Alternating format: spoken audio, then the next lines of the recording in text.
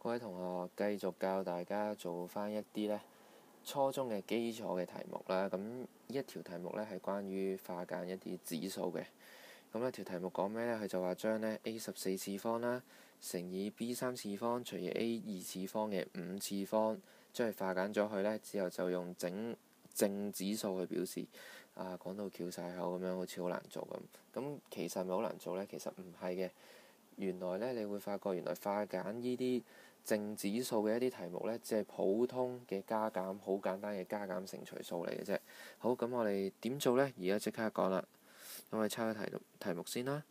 A14次方，然後呢 B3次方除 A2次方嘅5次方。好啦，咁我哋做咗括弧嗰一邊先。括弧嗰一嚿呢，我哋將外面個5次方呢，就俾晒 B3次方同埋 A2次方先。好啦，咁括弧外面個指數呢，俾咗入去會點呢？俾咗入去之後呢，其實呢，就將佢哋嘅指數呢，就乘咗去，所以呢，上面就係 B 嘅3次方，跟住然後乘5啦。下面呢，就係 A 嘅2次方呢，乘翻5嘅。好啦，咁跟住之後呢，係將個指數乘5啊，唔係成個數乘5，呢度要注意。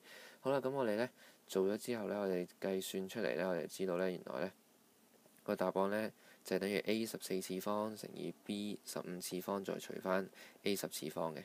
好啦，咁如果我哋呢，將個 A14次方呢放翻上個分子度啦，執翻靚仔啲數，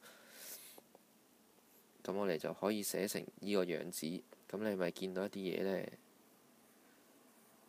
係啦，就見到一個呢除數出現咗啦。咁呢個除數係點呢？我哋再寫靚仔啲，我哋將 A14次方同 A10次方呢寫埋一齊，然後呢將個 B15次方呢拉翻落嚟啊，寫翻。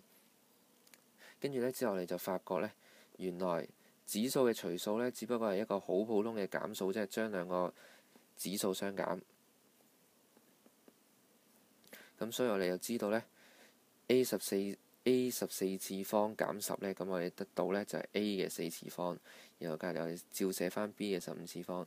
咁我哋睇得到啦，我哋將我哋嘅指數全部變晒個正數啦。咁所以呢，一條已經做完啦。咁希望同學呢睇完呢條影片之後呢，可以學識到呢化簡指數嘅一啲技巧。咁我哋繼續下一條影片繼續去學習。有咩唔明問翻阿 Sir，阿 Sir 會解答你嘅。